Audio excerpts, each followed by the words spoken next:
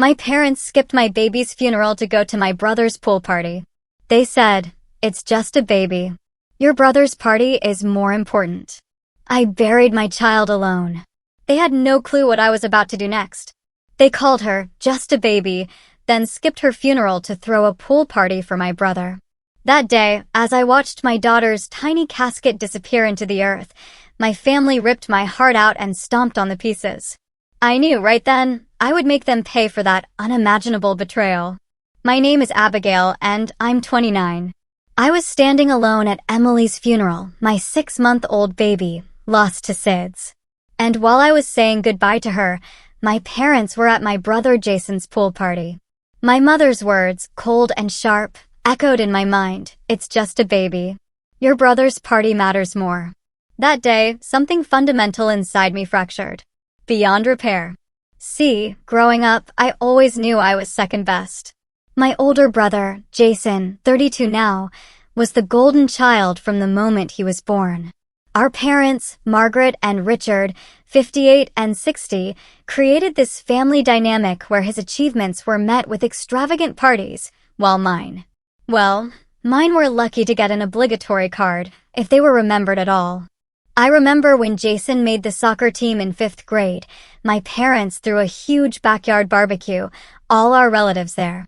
That same year, I got into the honors program, and their response was a casual, "That's nice, Abby," before they immediately asked Jason about his upcoming game. This pattern continued, relentlessly. His average grades were praised as the efforts of a well-rounded individual. My straight A's were simply expected, unremarkable. By high school, I'd accepted my place. I focused on building my own life, excelling in school, and finding friends who actually valued me. Then I met Michael during my sophomore year of college. He came from this incredibly warm, supportive family, and honestly, it felt alien to me at first. The way his parents genuinely showed interest in his day, remembered important events, and expressed pride in his accomplishments seemed almost theatrical. Until I realized this was what normal family love looked like. Michael and I dated through college and married 3 years ago, both 27. He's an architectural engineer. I'm a pediatric nurse. We bought a small starter home, about 40 minutes from my parents, an hour from his. That distance from my family was entirely intentional on my part, though I never admitted it to Michael. When we announced our pregnancy, Michael's parents were over the moon. They immediately started planning a baby shower, asking about nursery colors, sending us articles about childbirth. My parents? Their response was, "Oh, that's nice. Did Jason tell you he might get promoted at the firm?" They showed up to the baby shower my in-laws organized, but spent most of it talking about Jason's recent vacation to the Bahamas. Jason's life had always been a predictable path of success. After college, he joined a prestigious marketing firm, bought a luxury condo, and dated increasingly attractive women. Each milestone was celebrated lavishly by our parents. When he bought his condo, they helped with the down payment. Something they never offered me, despite my student loans. When I dared to mention the discrepancy once, my mother simply said, "Jason has a more expensive lifestyle to maintain. You and Michael are more practical people." Emily was born on a snowy January morning. She had Michael's dark hair and my blue eyes. Holding her for the first time, I felt a love so intense it physically hurt. Michael's parents arrived at the hospital within hours, bearing gifts, tears, and so much joy. My parents came the next day, stayed exactly 45 minutes, and left when my mother remembered she had a hair appointment. Over the next 6 months, Michael's parents visited weekly, sometimes just to give us a break. They took thousands of pictures, created a special album, and constantly told us what a beautiful family we were. My parents visited exactly twice. Once because my mother's book club friend wanted to see the baby. The second time, they were in the area for one of Jason's work dinners. They held Emily awkwardly, like she was a ticking bomb, and seemed relieved when she started crying and I took her back. Despite their indifference, I kept sending them weekly photo updates of Emily's milestones, her smile, her first rollover, her laugh. My mother would occasionally respond with a thumbs up emoji. My father never responded at all. 2 months before Emily died, Jason announced his engagement to Stephanie, a pharmaceutical sales rep he'd been dating for 8 months. My parents immediately began planning an elaborate engagement party. My mother called me daily with updates about the venue, the menu, the guest list. The party was scheduled for the same weekend as Emily's dedication at our church, a ceremony my parents had already committed to attending. When I reminded my mother of the conflict, she simply said, "Oh, we'll have to miss the baby thing. This is Jason's engagement, Abby. That's a once-in-a-lifetime event." I wanted to scream. A baby dedication only happens once, too. But I swallowed the words, as I had so many times before. A week before Emily died, she developed a slight cold. Nothing serious, just a runny nose. I took her to the pediatrician, who assured me it was a minor viral infection. Still, I took a few days off work to care for her. By the weekend, she seemed better, eating normally, smiling her gummy smile that always melted my heart. I had no way of knowing those would be our last days together. It was a Tuesday night when our world collapsed. Michael and I had put Emily to bed around 8 after her evening bottle. She'd been perfectly normal that day, babbling, playing with her favorite stuffed rabbit. We had dinner, watched a show, and went to bed around 11. The baby monitor remained silent all night. Too silent. When I woke at 6 a.m. for my early hospital shift, something felt horribly wrong. Emily usually woke around 5 for a feeding. I went to her nursery, the room we'd painted soft yellow with woodland creatures. In her white crib, surrounded by the stuffed animals from Michael's parents, Emily lay still. Too still. "Emily?" I whispered, touching her cheek. It was cold. What happened next exists in my memory as disjointed fragments. My screams waking Michael. His footsteps pounding down the hallway. His hands pushing me aside to perform CPR on our daughter's tiny body. My trembling fingers dialing 911. The dispatcher's calm voice asking questions I could barely comprehend. The arrival of paramedics in our peaceful suburban home. Their grim faces as they continued resuscitation efforts. The ambulance ride with Emily's motionless body. The hospital's bright lights. A doctor with kind eyes delivering the worst news any parent could hear. "I'm so sorry. Your daughter died from what appears to be sudden infant death syndrome." Michael collapsed against the wall. I stood frozen. This couldn't be real. We'd done everything right. Emily slept on her back in a bare crib. No blankets. Right temperature. Every SIDS prevention guideline. Yet here we were, being asked if we wanted to hold our daughter one last time. We spent hours with Emily, memorizing her face, holding her cold little hands, kissing her forehead. The hospital chaplain came. A grief counselor spoke to us. Someone mentioned funeral arrangements. The words washed over me without meaning. Eventually, through the fog, I remembered to call my parents. With shaking hands, I dialed my mother's number. "Mom," I said when she answered, my voice breaking. "Emily died last night. SIDS. We're at the hospital now." There was a pause. Then, "Oh, Abby, that's terrible." No gasp. No tears. No immediate promise to come. Just a flat acknowledgement of information. "We need to arrange a funeral," I continued, desperate for her to understand, to offer support, to be my mother when I needed her most. "Yes, I suppose you do. Let us know the details." That was it. No questions about how we were coping. No offers to help. Michael's parents, in stark contrast, were already on their way, having dropped everything the moment we called. The next few days passed in a blur of paperwork, decisions, and overwhelming grief. Michael and I moved through the world like ghosts. His parents took care of everything practical. My parents called once to ask when the funeral would be. Friday at 11, I told my mother. "At Greenview Cemetery." "Friday?" she repeated. Oh dear. That's the day of Jason's pool party to celebrate his engagement. We've already committed to that. I thought I'd misheard her. "Mom, this is Emily's funeral. Your granddaughter's funeral. I understand that, Abby, but we can't cancel on Jason now. All the arrangements are made. Everyone's coming. You understand, don't you?" I didn't understand. I couldn't comprehend how they could choose a party over their granddaughter's funeral. "No, Mom. I don't understand. Please explain it to me. She sighed, the sound crackling through the phone. Abby, I know you're upset, but think rationally. It's just a baby. Your brother's party matters more. Emily was only here for a few months. You can always have another baby. But Jason's engagement is important to his future.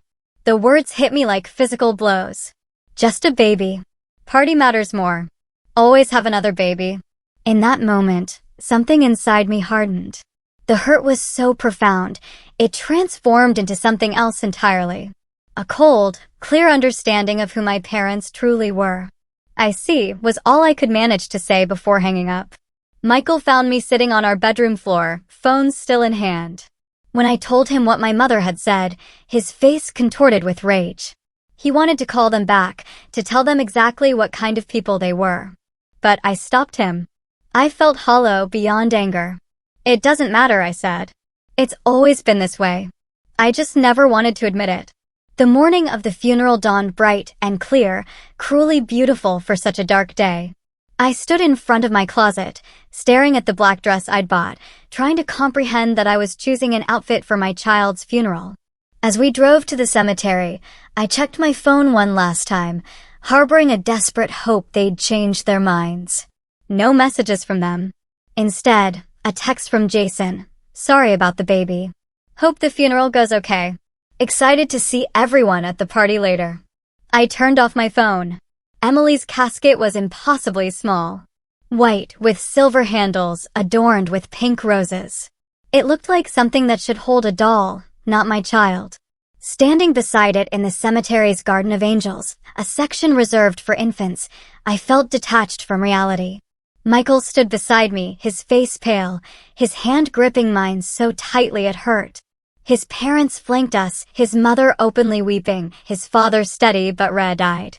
Around us gathered friends, colleagues, neighbors, even families from the pediatric ward where I worked. My childhood friend Teresa flew in from Chicago. My college roommate Lily was there with her husband.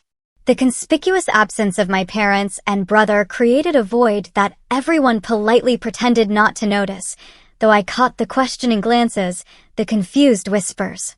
Michael's mother placed a protective arm around my shoulders when people asked where my family was, smoothly changing the subject. Pastor David spoke about the brevity of Emily's life, but the depth of her impact. Some souls, he said, accomplish their purpose here on earth quickly. Emily brought joy, love, and a new dimension of humanity to Abby and Michael in her 6 months with them. During the service, my phone vibrated in my purse. I ignored it until after the final prayer. When I checked it briefly, there were several Instagram notifications. Jason had posted photos from his pool party. My parents were prominently featured, smiling with champagne glasses in hand, celebrating while their granddaughter was being lowered into the ground a few miles away. When it came time for the burial, I nearly collapsed. The physical act of watching that tiny casket descend into the earth made Emily's death real in a way nothing else had. This was final. This was forever. My baby was gone. I would never hold her again. Never see her grow up. Never know who she would have become. Michael's father had to help support him as he threw the handful of dirt onto the casket. Michael's mother held me as I did the same, my entire body shaking with sobs. Around us, others followed suit, murmuring prayers and goodbyes. Later, at our house, people gathered with food, flowers, and well-intentioned words that couldn't touch my grief. I moved through the rooms like an automaton. In quiet moments, I caught myself listening for Emily's cries through the baby monitor we hadn't yet put away. Each time, the crushing realization that I would never hear her again hit me anew. That week passed in a haze of grief. I took leave from work. Michael tried to go back after 3 days, but came home early, unable to focus. We moved through our house like ghosts, eating little, sleeping less, talking hardly at all. The silence where Emily's babbling, crying, and laughter should have been was deafening. My parents didn't call. They didn't text. They didn't visit. Michael's parents, though, came daily, bringing food, doing laundry, sitting with us in our grief. They respected our need for space, but made sure we weren't alone for too long. Michael's mother gently suggested grief counseling. His father helped with the mountain of paperwork that follows a death. 7 days after the funeral, my phone rang. My mother's number. I almost didn't answer, but finally did, curious about what she could possibly say. "Abby, how are you?" she asked, her voice casual, as if we'd simply gone a week without talking. As if nothing significant had happened. "My daughter died and was buried without her grandparents present," I replied flatly. "How do you think I am?" "Now, Abby, there's no need for that tone," she chided. "We're calling to invite you and Michael to Sunday dinner. It would be good for you to get out of the house, don't you think? Jason and Stephanie will be there. They can tell you all about their wedding plans. It might take your mind off things." Take my mind off things? As if my child's death were a minor inconvenience to be distracted from with wedding talk. "I don't think we'll be able to make it," I said. "Abby, you can't just shut yourself away. Life goes on." It's been a week already. A week? A week since I buried my daughter, and my mother thought that was sufficient time to move on. "I have to go," I said, and hung up. Michael found me sitting on the bathroom floor, staring at the wall. When I told him, his expression darkened. "They can't be serious." "They are," I replied. "They absolutely are." Against my better judgment, I agreed to attend that Sunday dinner at my parents' house, 2 weeks after Emily's funeral. Michael was reluctant, but I felt this burning need to see my parents face to face, to understand how they could act as if nothing had happened. We arrived at the suburban colonial home where I'd grown up, the house with the meticulously maintained lawn, the living room kept pristine for guests. My mother greeted us with air kisses, careful not to smudge her lipstick. My father nodded from his armchair, barely looking up from his newspaper. Jason and Stephanie sat on the couch, wedding magazines spread before them. "Abby, Michael, come in," my mother said. "Dinner's almost ready." Jason was just showing us the venue they're considering for the reception. It's absolutely breathtaking. No mention of Emily. No acknowledgement of our loss. No recognition that we might not be in the mood to discuss wedding venues. We sat stiffly on the love seat while Jason dominated the conversation with details about the wedding budget, the guest list, the honeymoon options. My parents hung on every word. I noticed a new photo on the mantle, Jason and Stephanie at the pool party. The same party they'd chosen over Emily's funeral. During dinner, my mother served roast beef and Yorkshire pudding, Jason's favorite. The conversation revolved entirely around Jason's promotion, Stephanie's dress shopping, and my parents' ideas for the rehearsal dinner. Finally, during dessert, I couldn't take it anymore. "Did Emily's funeral interfere with your pool party?" I asked, my voice cutting through a discussion about wedding photographers. The table fell silent. My mother's smile froze. "Abby," she said with a nervous laugh, "let's not bring up unpleasant topics at dinner." "Unpleasant topics?" I repeated. "You mean my daughter's death? Your granddaughter's funeral that you skipped?" "Now, Abby," my father interjected. "What's done is done. No sense dwelling on the past." "The past? It was 2 weeks ago." Jason rolled his eyes. "See? This is why we didn't want to bring it up. You always make everything so dramatic, Abby." I stared at him, incredulous. "Dramatic? My baby died, Jason. My baby died. And none of you came to her funeral because you were too busy having a pool party." "It wasn't just a pool party," my mother said defensively. "It was a celebration of Jason and Stephanie's engagement. We'd been planning it for weeks. We couldn't cancel at the last minute." "But you could miss your granddaughter's funeral," I countered. "You could tell me it's just a baby and that I can always have another one?" Michael, who had been silent until now, put down his fork with a clatter. "I've sat here trying to be respectful," he said, his voice dangerously quiet, "but this is beyond belief. Do you have any idea what Abby has been through? What we've been through?" My mother looked affronted. "Of course we do. We're very sorry for your loss. But life must go on, mustn't it? Dwelling in grief isn't healthy." "It's been 2 weeks, Michael stated. 2 weeks since we buried our daughter, and you haven't once asked how we're doing. You haven't offered to help. You haven't acknowledged our pain in any way." My father cleared his throat. "We thought it best to give you space." "Space?" I laughed bitterly. "Is that what you call it? Because from where I'm sitting, it looks like indifference. It looks like you care more about Jason's engagement party than your own granddaughter's death." That's not fair, Abby, Jason said. Mom and Dad had already committed to my party. They couldn't be in two places at once. They made a choice, Jason, I told him, and they chose you. As they always have. A tense silence fell over the table. Stephanie looked uncomfortable, studying her plate. Actually, my mother finally blurted. Several relatives asked where we were during the funeral. We told them we couldn't attend due to health issues. Your father's back, you know. The revelation hit me like a physical blow. They had lied. They were ashamed enough to lie, but not ashamed enough to actually show up. You lied? I whispered.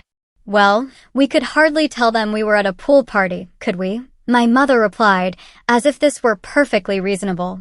People wouldn't understand. I don't understand, I said, standing up. And I never will. Michael and I left without finishing dessert. In the car, he held my hand as I sobbed, the full weight of my family's betrayal finally hitting me. Over the next month, our marriage strained under the dual burdens of grief and family tension. Michael and I began seeing a grief counselor specializing in infant loss, Dr. Patrice. During one session, she asked about our support systems. Michael's family has been incredible, I said. Mine less so. When I explained what had happened, Dr. Patrice's professional demeanor slipped momentarily, revealing shock, before she composed herself. That sounds incredibly painful, she said carefully. Have you always felt that your parents favor your brother? This opened a floodgate. Week after week, I unpacked a lifetime of subtle and not-so-subtle favoritism. The missed dance recital because Jason had soccer practice. Forgotten birthdays because they coincided with Jason's events. A college fund half the size of Jason's because girls usually get married and have a husband to take care of them. Dr. Patrice introduced terms like golden child and scapegoat. She explained dynamics in narcissistic family systems. With each session, I gained clarity. This wasn't just about the funeral. This was about a lifetime of being treated as less than, culminating in the ultimate dismissal of my most profound loss. What do I do with this knowledge? I asked Dr. Patrice during one session. How do I move forward? That depends on what you want, she replied. Some people choose to maintain limited contact with boundaries. Others find they need a clean break. What feels right to you? I thought about my parents' casual cruelty, about the moments of grief I'd experienced alone while they celebrated my brother. I thought about Emily, how she deserved grandparents who valued her life, who would have moved heaven and earth to honor her death. I think, I said slowly, I need them to understand what they've done. Not just to me, but to Emily. To her memory. Before I can decide about our future relationship, they need to face what happened. And if they can't or won't acknowledge it, Dr. Patrice asked gently, then I'll have my answer. That night, I told Michael about my decision. I need to make them understand. I need them to feel a fraction of the pain I felt standing at that funeral alone. Michael looked concerned. What are you planning to do? Nothing destructive, I assured him. Just the truth. The truth they've been avoiding for years. I'm worried about you, he admitted. Confronting them might make things worse. Worse than losing our daughter and being told it doesn't matter because it's just a baby? I asked. Worse than standing alone at her funeral because a pool party was more important? I don't think that's possible, Michael. He held me close.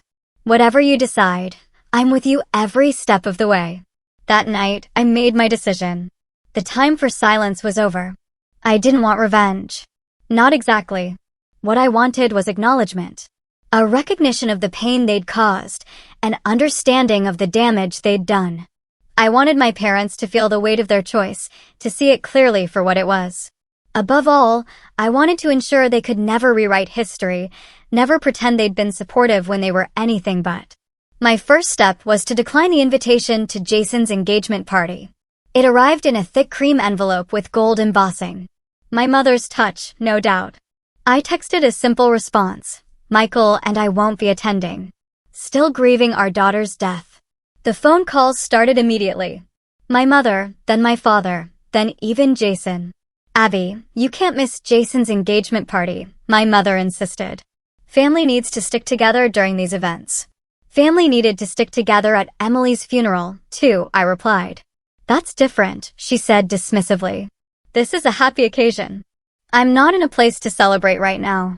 It's been over a month, Abby. You need to move on. I ended the call without responding. My father's call was similar, guilt and manipulation wrapped in paternal authority. Jason's call was the most surprising. Mom and Dad are upset you're not coming to my party, he said. Can you just show up for an hour or something? It's important to them. Was Emily's funeral important to you? I asked. A pause. That's not fair. I barely knew her. Whose fault is that, Jason? You visited her exactly once in 6 months. She was your niece. Look, I'm sorry about what happened. It's awful, but life goes on, right? You and Michael can try again when you're ready. Try again. As if Emily were a failed experiment rather than our daughter. As if any future children could replace her. I won't be attending your party, I said firmly. Congratulations on your engagement. With that immediate pressure handled, I began my research in earnest.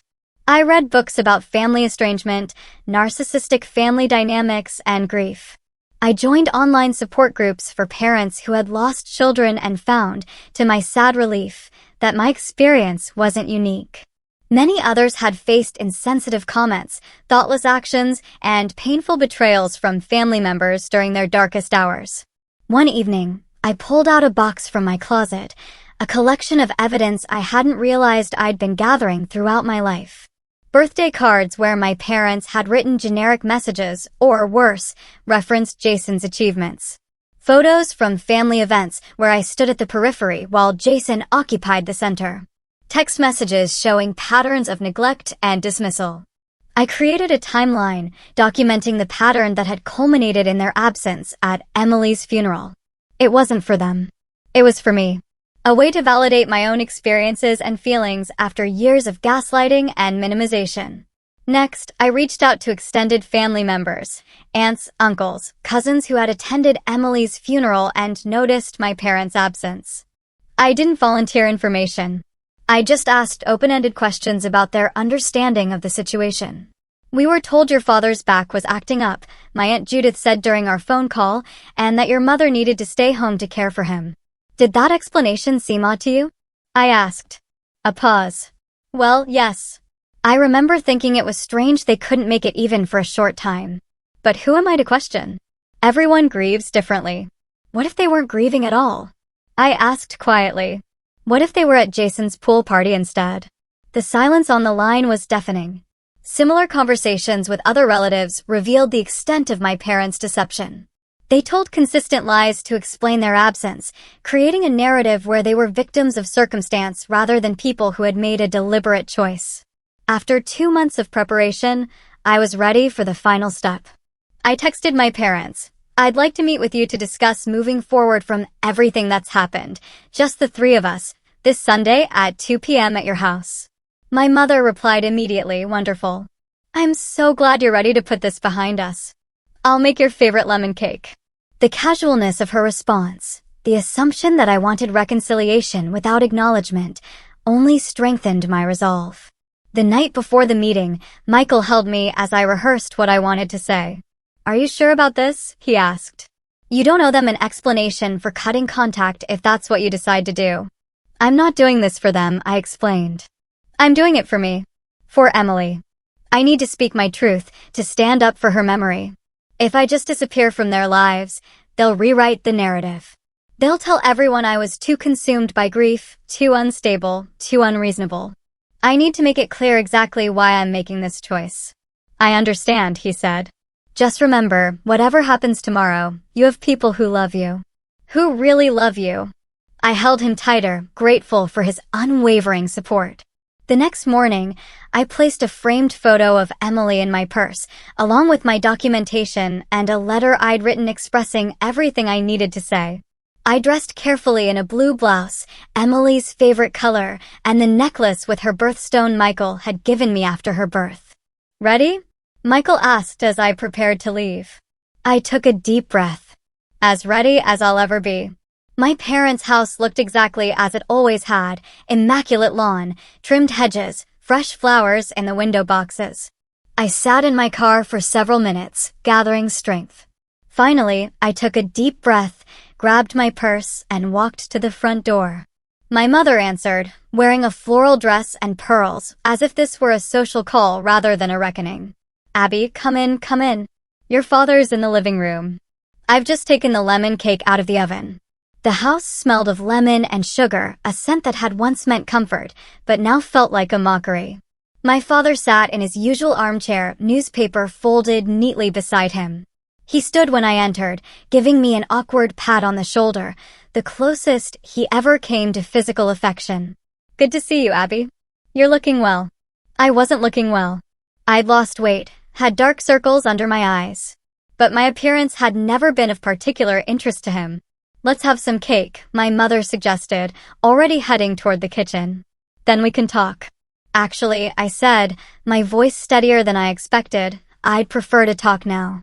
My parents exchanged a glance I recognized from childhood, the one that said I was being difficult. All right, my mother conceded, settling onto the couch. What did you want to discuss? I sat opposite them, placing my purse beside me. I wanted to talk about Emily's funeral and why you weren't there. My mother's smile tightened. Abby, we've been through this. We had a prior commitment. A pool party, I said flatly. An engagement celebration for your brother, my father corrected, as if the terminology made a difference. I'd like to show you something. I reached into my purse and pulled out Emily's photo, a professional portrait we had taken when she was 4 months old. She was wearing a pink dress, her blue eyes bright, a gummy smile lighting up her face. I placed it on the coffee table between us. My parents glanced at it uncomfortably, but said nothing.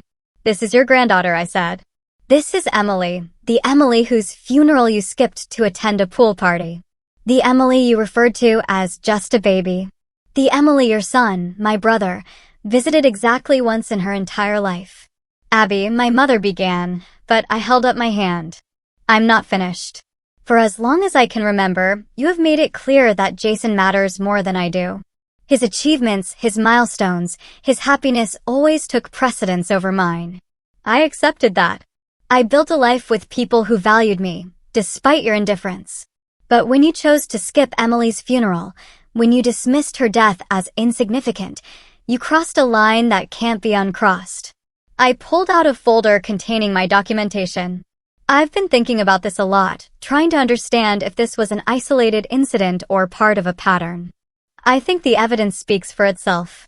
I handed them a printed timeline of events dating back to my childhood, with specific examples of their favoritism toward Jason and dismissal of me. Birthdays forgotten because of Jason's soccer tournaments. My college graduation dinner cut short because Jason had a date. The substantial financial support they'd given Jason compared to the token assistance I'd received. My parents looked at the papers with expressions of mingled confusion and defensiveness. What is this supposed to be? My father asked. It's a record of your choices, I replied. A pattern that culminated in the most painful day of my life, when I buried my daughter alone while you celebrated with Jason. You weren't alone, my mother protested. Michael was there. And his parents. Yes, they were. Thank God for them. But my parents, Emily's grandparents, chose a party over her funeral and then lied to the family about why they weren't there. My father's face reddened. We didn't think it would look good.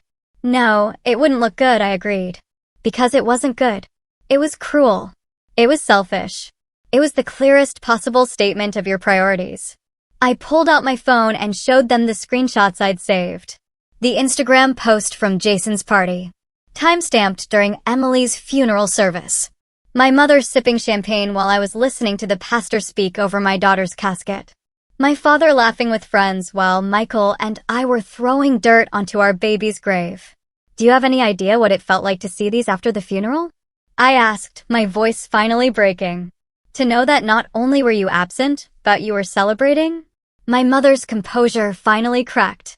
What do you want from us, Abby? We can't change what happened. No, you can't. But you can acknowledge it. You can stop pretending it was acceptable. You can recognize the pain you caused. We're sorry you were hurt, my father said stiffly. That's not an apology, I pointed out. That's placing the blame on me for being hurt, rather than on you for your actions. A tense silence fell over the room.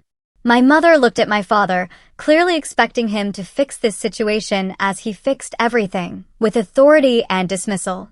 But even he seemed to recognize that his usual tactics wouldn't work here. "What is it you want us to say?" my mother finally asked, an edge of frustration in her voice. I pulled out the letter I'd written, my final piece of evidence. "I don't want you to say anything. I want you to listen. This is what I need you to hear." I unfolded the paper and began reading. "Dear Mom and Dad, I'm writing this because I need you to understand what your choices have meant to me. When Emily died, my world collapsed. Everything I knew, everything I believed, everything I hoped for was shattered in an instant. The only thing that could have made that pain worse was facing it alone. And that's exactly what your choice forced me to do. When you told me that Emily was just a baby and that Jason's party mattered more, you didn't just miss a funeral. You invalidated her entire existence. You told me that my child, your granddaughter, was disposable, replaceable, unimportant. You told me that my grief was inconvenient. My pain was exaggerated. My loss was negligible compared to Jason's celebration. This wasn't an isolated incident. It was the culmination of a lifetime of being treated as less than, of having my experiences minimized, my achievements overlooked, my needs dismissed. I've spent my entire life trying to earn the love and attention you give Jason freely, never understanding that the problem wasn't me, it was you. I'm not writing this to hurt you or to extract an apology. I'm writing because I need you to know that I see the truth now. I see the pattern. I understand that this will never change because you don't want it to change. And knowing that, I need to protect myself and the memory of my daughter from further harm. For now, I've decided to take a step back from our relationship. I need time and space to grieve Emily without having her existence diminished. I need to heal from not just her loss, but from the additional trauma of your response to it. I need to build a life surrounded by people who value me and who would have moved heaven and earth to be present on the worst day of my life. If someday you're willing to truly acknowledge what happened, to take responsibility for your actions without excuses or deflections, to commit to change, then perhaps we can begin to rebuild. Until then, this distance is necessary for my well-being and for honoring Emily's memory the way she deserves. With both sadness and resolve, I signed it, Abby. When I finished reading, I looked up. My mother was crying silently, mascara tracking down her cheeks. My father sat rigid, his jaw clenched, but his eyes betrayed a flicker of something I'd rarely seen, uncertainty. "You can't be serious," he finally said. "Cutting us off over one missed event?" I folded the letter carefully and returned it to my purse. It wasn't one event. It was the final event in a lifetime of events. And I'm not cutting you off permanently. I'm stepping back until you can acknowledge the reality of what happened and commit to change. "This is ridiculous," my father insisted. "Everyone has favorite children. It's natural. We've done everything for you." "Robert," my mother interrupted, her voice uncharacteristically sharp. She was looking at Emily's photo on the table. Really looking at it, perhaps for the first time. "Stop." The room fell silent again. My mother reached for the photo with trembling fingers. "She had your eyes," she said quietly. "Yes," I replied. "She did." I never really looked at her, my mother admitted, her voice barely audible. "I was always so busy with Jason's things, with the engagement plans." My father shifted uncomfortably in his chair. "Margaret, don't. Abby's upset. But she'll come around. She always does." "No," I said firmly. "Not this time. This isn't something I can just get over. This is my line in the sand." I stood, gathering my purse. "I've said what I came to say. The ball is in your court now. I hope someday you'll understand what you've done and make different choices. Until then, I need this distance." As I turned to leave, my mother called after me, her voice breaking. "Abby, please don't go like this." I paused at the door. "I'm not going anywhere, Mom. I'm right where I've always been. You're the ones who weren't there when it mattered most." I walked out of their house with a strange mixture of grief and liberation. In the car, I sat for a moment, hands shaking, but my mind clear. I had spoken my truth. I had stood up for Emily, for myself, for the reality of our experiences. Whatever happened next was up to them. As I drove home, my phone began ringing with notifications. Jason, apparently informed of our confrontation, was sending angry texts, accusing me of upsetting our parents unnecessarily. Several extended family members, however, were sending messages of support. They'd learned the truth about the funeral, either from my direct conversations with them or through the family grapevine. My Aunt Judith's message stood out. I had no idea, Abby. No idea they chose a party over Emily's funeral. I'm heartbroken for you and ashamed of my brother. Whatever you need, I'm here. By the time I reached home, word had spread through the family. The narrative my parents had carefully constructed was crumbling under the weight of truth. They would need to face not just me, but the judgment of the extended family who had believed their lies. Michael was waiting for me, concern written across his face. How did it go?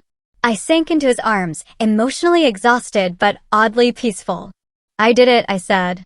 I said everything I needed to say. And now we wait. Either they'll recognize what they've done and try to make amends, or they won't. Either way, I've done what I needed to do for Emily, for myself. That night, I slept better than I had since Emily died. Not because the grief was gone, it would never be gone, but because I'd lifted the additional burden of pretending my parents' behavior was acceptable. I'd honored Emily by insisting her life and death mattered, regardless of what they believed. 6 months after my confrontation with my parents, I stood in the garden we'd planted in Emily's memory. Spring had arrived, bringing with it daffodils and tulips around the small angel statue that marked the center of the space. Michael worked beside me, carefully placing new mulch around the perennials that would bloom throughout the summer. It's looking beautiful, he said, standing to wrap an arm around my waist. Emily would have loved playing here. The pain of those words was still sharp, but no longer debilitating. Yes, I agreed. She would have. In the months since the confrontation, we had established a new normal. 3 times a week, I attended a support group for parents who had lost children. Twice a month, Michael and I saw Dr. Patrice together, working through our grief as a couple. We had converted Emily's nursery into a memorial room, not a shrine, but a peaceful space with photos, her favorite toys, and a comfortable chair where we could sit and feel close to her. My relationship with my parents had transformed as well, though not in the way I might have expected. After our confrontation, they had retreated into silence for several weeks. Then, surprisingly, it was my father who reached out, a handwritten letter that arrived exactly 3 months after Emily's death. Abby, he wrote, I have never been good with emotions or admitting when I'm wrong. But after reading your letter again and again, after seeing the timeline you created, after hearing from relatives who attended Emily's funeral, I can no longer deny the truth of what you said. We were wrong. Terribly, unforgivably wrong. Not just about the funeral, but about many things over many years. I don't expect forgiveness. I don't even know if I deserve the chance to try to make amends. But I want you to know that I hear you and I am sorry. Truly sorry. It wasn't a perfect letter. It didn't address everything. But it was the most genuine acknowledgement I had ever received from my father that he had caused me pain. My mother's response came a week later, a small package containing a custom-made ornament with Emily's name, birth date, and a pair of angel wings. The note inside read simply, I should have been there. I will regret that choice for the rest of my life. I'm so sorry, Abby. These gestures didn't erase the past. They didn't undo the damage or bring Emily back. But they were steps. Small, hesitant steps toward acknowledgement and potential healing. We established careful boundaries, monthly dinners, initially just my parents and me, later including Michael when he felt comfortable. Ground rules included no dismissing of Emily's memory, no changing the subject when grief surfaced, no comparisons to Jason's life events. Jason himself had been another surprise.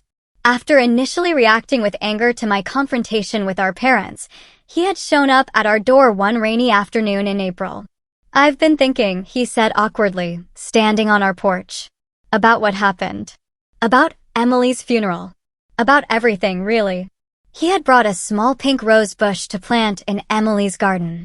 As we dug the hole together, he admitted, I never really thought about how things looked from your side. Mom and Dad always made such a big deal about everything I did that it seemed normal. I didn't realize what you weren't getting. It wasn't your fault, I told him. You were a child, too. We were both shaped by their choices. Still, he said, patting soil around the rose bush. I should have been at her funeral. She was my niece. I'm sorry, Abby. These moments of acknowledgement didn't erase the grief, but they lightened the additional burden of feeling unseen and unheard. They created space for true healing to begin. As summer turned to fall, I found myself drawn to volunteer work with a local organization supporting parents who had experienced infant loss. My nursing background gave me professional insights, while my personal experience allowed me to connect with parents in a way that textbook knowledge never could. During one support session, a young mother named Rachel broke down, describing how her in-laws had suggested she just try again, barely a month after losing her son to a congenital heart defect. They don't understand, she sobbed. They act like he was replaceable, like any baby would do. I took her hand. I understand. My parents missed my daughter's funeral for a pool party. They told me she was just a baby and that my brother's engagement celebration mattered more. Rachel's eyes widened.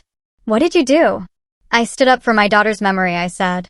I made them face what they'd done, and then I focused on healing myself, with or without their understanding. Did it help? She asked. Standing up to them. I thought about it carefully. It didn't bring Emily back. It didn't erase the pain of burying her alone. But it honored her. It said to the world, her life mattered. Her death mattered. And that helped me heal. Working with these parents became my purpose. Not replacing Emily. Nothing could do that, but creating meaning from the devastation of her loss. Each family I helped was a tribute to her brief life, a way of ensuring that her impact continued. Michael and I began tentatively discussing the possibility of another child. Not to replace Emily. We were clear with each other and our therapist about that. But to expand our family. The conversation was fraught with fear and guilt. Would loving another child somehow diminish our love for Emily? Would every milestone with a new baby be shadowed by thoughts of what Emily would have been doing at that age? I'm scared, I admitted to Michael one night as we sat in Emily's memorial room. Terrified, actually. Me too, he said. But I think Emily would want us to have room in our hearts for another child. Not instead of her. In addition to her. My relationship with my parents continued to evolve slowly. There were setbacks, moments when old patterns emerged, when they slipped into comparing my life unfavorably to Jason's, when they seemed to forget the lessons they claimed to have learned. But there was also growth. My mother began asking about my volunteer work with genuine interest. My father created a small scholarship fund in Emily's name at the children's hospital where I worked. During a family gathering to celebrate my father's birthday, I overheard him talking to a cousin who had recently had a baby. Treasure every moment, he said, with unusual emotion. Every single moment matters. I learned that lesson too late with my granddaughter. It wasn't perfect. It would never be perfect. But it was progress. On the 1-year anniversary of Emily's death, we held a small remembrance ceremony in our garden. Michael's parents were there, steady and supportive as always. My parents came, bringing flowers and standing awkwardly but respectfully at the edge of the garden. Jason and Stephanie attended briefly, placing a small teddy bear near the angel statue. As we released biodegradable balloons into the sky, I felt Emily's presence. Not in a supernatural way, but in the impact she had left on all of our lives. In her 6 short months, she had taught us about unconditional love. In her death, she had taught us about the fragility of life. And in the aftermath, she had taught us about the power of standing up for truth, about setting boundaries, about honoring grief rather than rushing past it. I had lost my daughter. That would always be true. But I had found my voice, my strength, and a new purpose born from that devastating loss.